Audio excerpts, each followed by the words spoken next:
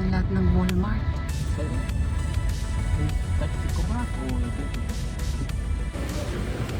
Walmart to.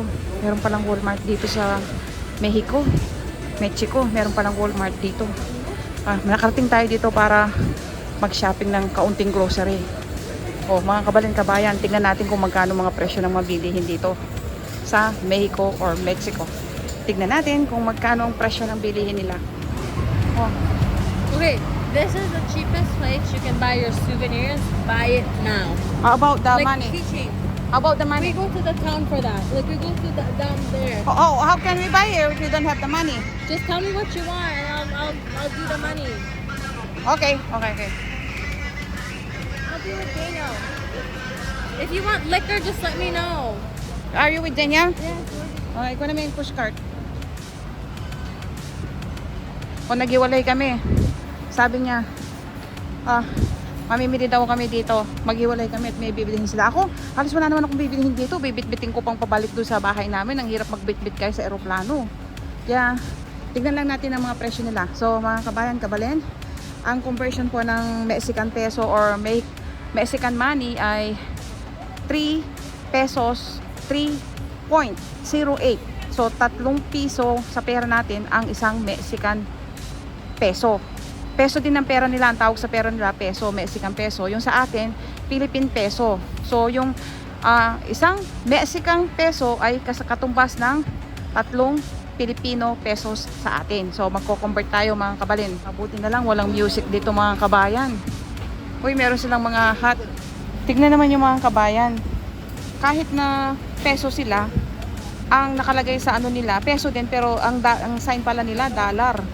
Ayan o, 119 Mexican pesos ang tsinelas nila. So, sa pera natin, 360 pesos ito mga kabayan. Sa pera natin 360 pesos ang tsinelas nila. So, mag-compare na kayo mga kabayan kung naling mas mahal sa Pilipinas ba o sa atin. Nasa Mexico tayo Mexico.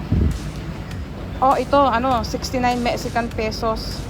So, sa pera natin, times 3, 210 pesos sa pera natin, yung tsinelas. Natatakot si Mr. na maharang daw ng mga nagbebenta rito. Ay, ako nang kukuha ng pushcart. Kuha tayo ng pushcart. Yan, ganito palang Walmart dito. Ang layo-layo ng pushcart nila.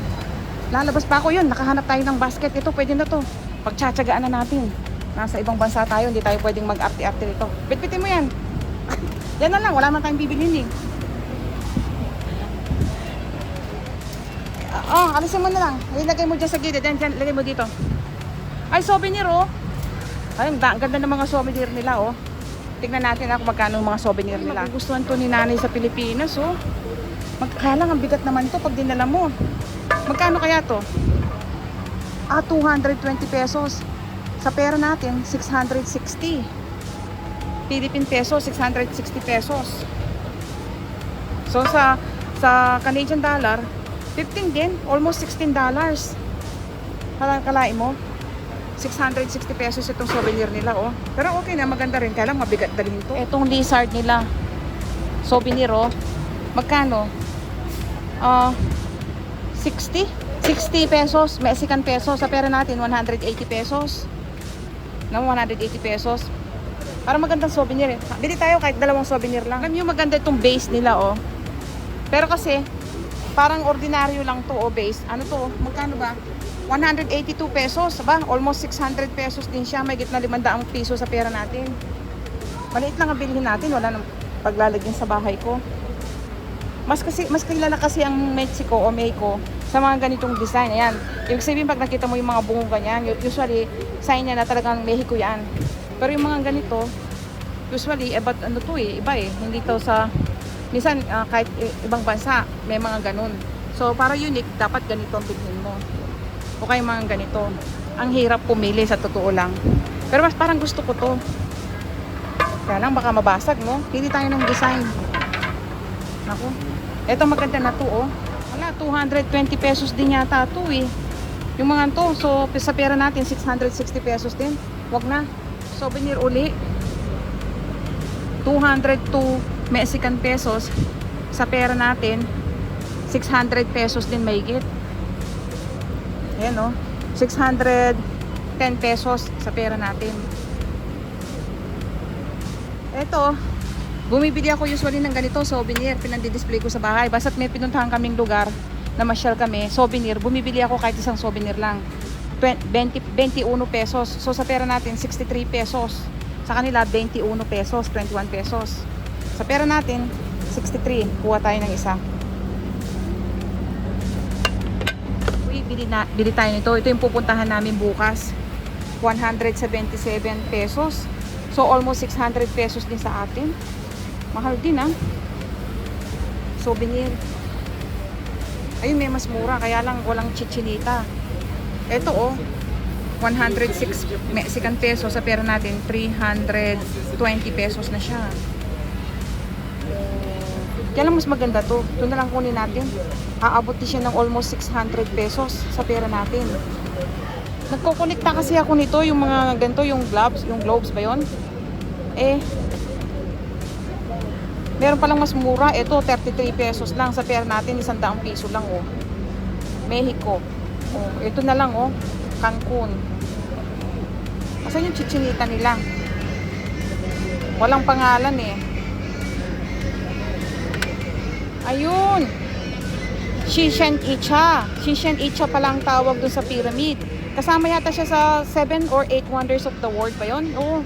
Kasama siya sa pinakasikat na ancient wonders of the world daw. Dito pupuntahan namin bukas yun. Gusto ko magkaroon ng souvenir. Kaya lang mahal naman, namamahalan ako.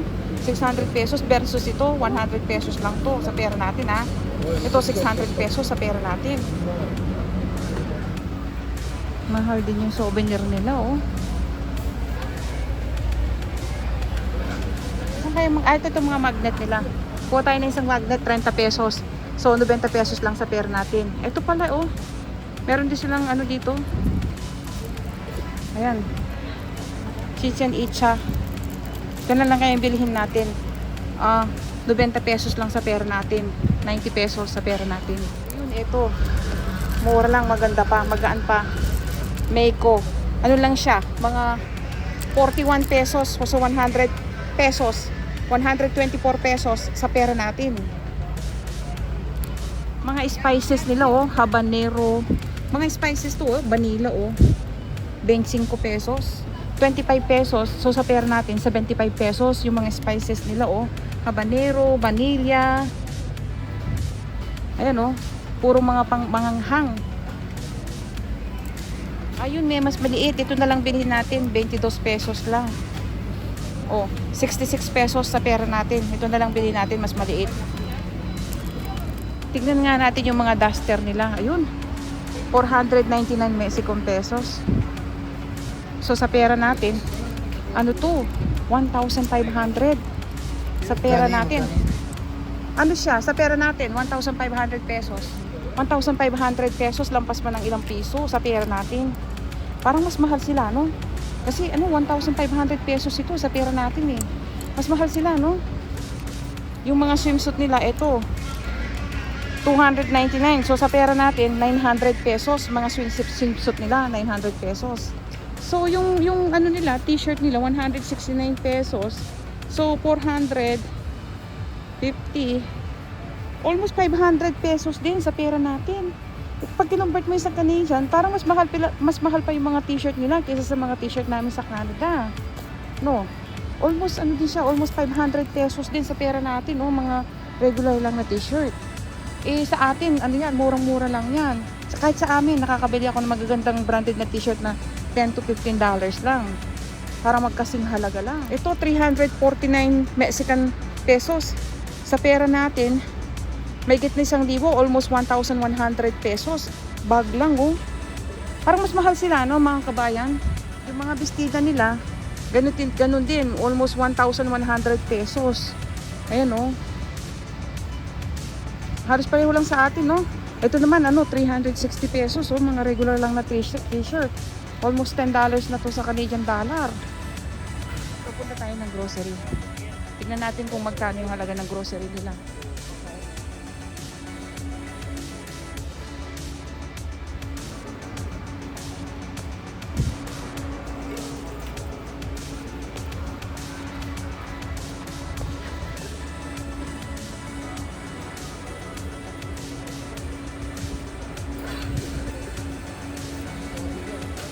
Nano?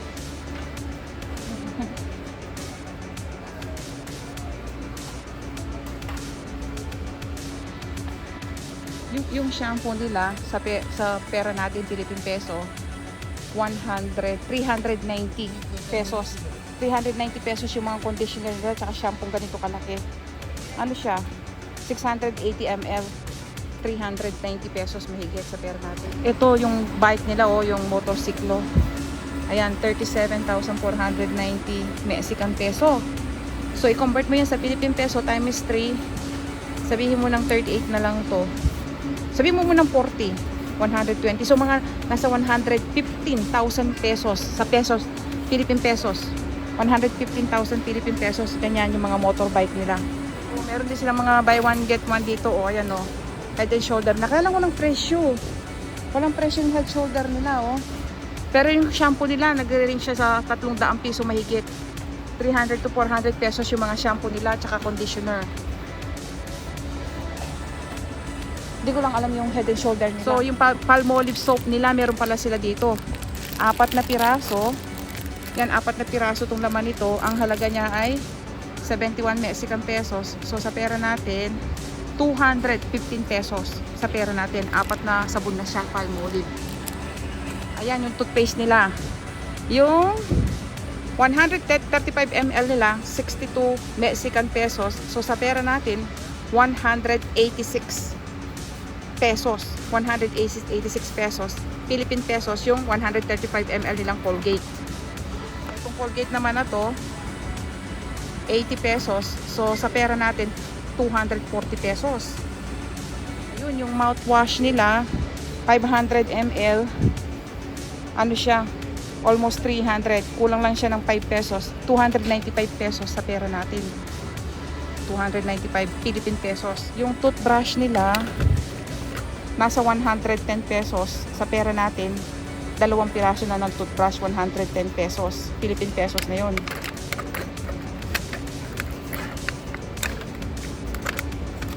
Yung cess nila. 47 Mexican money. So, sa pera natin, siya, 145 pesos sa pera natin. 4 na, 5 sabon na, cess. 145 Philippine peso. Yung dub nila. Okay, may dub sila ha. Convert natin. 101 Mexican pesos. Sa pera natin, 304 pesos. Ilang piraso? Tatlo yung sabon ng laman niya. 304 Philippine peso. 3 dab yun. So, yung Palmolive nila, ano ba to? Shampoo? Parang shampoo yun.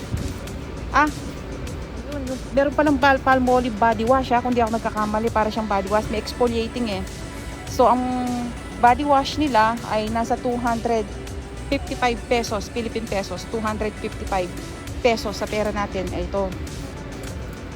Ayun, may naka-promo silang toothpaste, Crest toothpaste nila, 2. Ano lang siya, 165. Almost 200 pesos sa Philippine pesos. Almost 200 Philippine pesos lang siya. Nasa 195. Ganyan, 190 pesos. 2 toothpaste na ng Crest. Ayun, may nakita akong cotton. Mas mura kesa sa amin. Yung cotton buds nila. Tama ba ako? Ayan. Ito yung cotton buds nila. 27 pesos sa pera nila. 27. So, sa pera natin, ano lang siya? Okay, 60, 70, 80. 81. Teka. So, 82 pesos sa pera natin sa Philippine peso. Mas mura siya kaysa sa Canadian din. So, 83 pesos sa pera natin yung cotton buds nila. Tapos mukhang matigas po. Maganda siya. Bili tayo.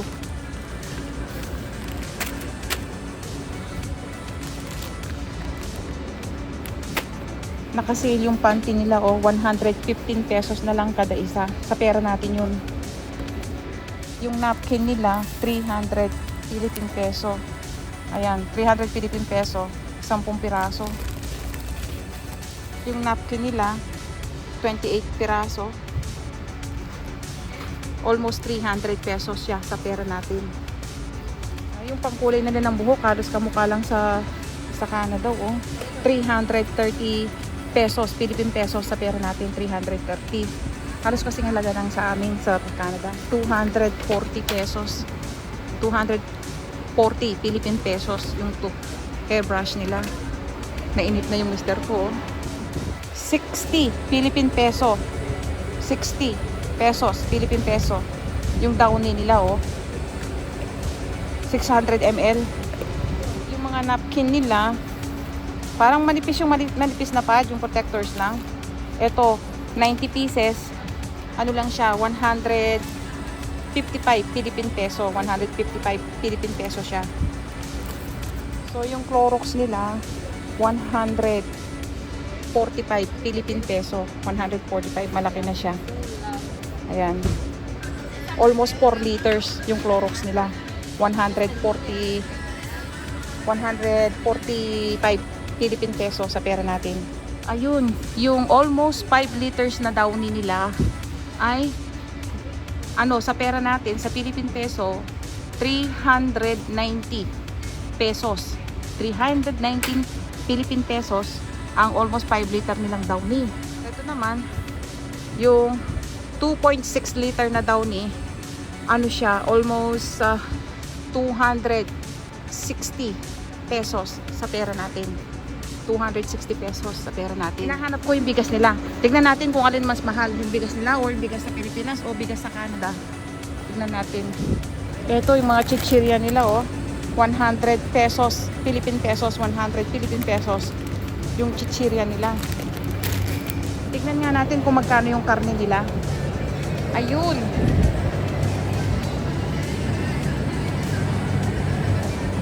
Ito, oh. Kakaunti lang siya, oh. 300 Philippine peso. Ang hirap kong i-convert mo ano nila, karne. walang kilo, kaya hindi ko ma-convert. Wala siyang specific na kilo, pero mahal din yung karne nila, in fairness. Tingnan naman nyo, oh, iba-iba yung flavor ng mga ano nila, oh, pagkain. Habanero, mahanghang. Gusto mo na mga mahanghang? Pampahanghang? Pero kapag gusto dyan, habanero o ano? Wala? O wala daw gusto sa mister. Uy, almost ano yung ano nila, oh, salmon. 300. Nasa 370 Philippine pesos salmon nila. Ito naman 195 Philippine peso. Isa to. 105. Ay 185 Philippine peso. 185 Philippine peso. Ito naman 135 Philippine peso. Baboy siya. Ayan, oh, may konting buto. Yung ba sa may buntot. Ito 195 Philippine peso. 3 piraso, 3 hiwa ng baboy. Dami nila mga ano, oh, chorizo. Yan, oh, iba-ibang flavor, chorizo lahat. Ayan, oh, hindi man tayo pwede mag-uwi niya sa ano, sa eroplano, bawal eh. Ayan, oh, iba-ibang chorizo, ang sasarap, oh. Maraming pa rin silang chorizo dito, tsaka mga flavored na karne. Yun nga lang, hindi nakalagay yung kilo. Ito, nagbibenta rin sila ng paa ng baboy, oh. Ano to? 220 pesos sa pera natin. Yan, 220 Philippine pesos. Paa ng baboy. 195 pesos yung isang buong manok nila. 195 pesos. Ito, 240 Philippine pesos. Sa pera natin, 240 Philippine pesos siya, oh. Isang buong manok. Ayan, oh. Isang buong manok na yun, ha. Itong chicken breast nila, 3 piraso. 3 hiwang palalaki. Ano siya? 285 pesos sa pera natin. Philippine pesos, 285 pesos. 3 piraso ng chicken breast. O ito, 2 hiwa ng chicken legs. 60 pesos. 60 Philippine pesos. 60 po sa pera natin. 2 piraso ng manok.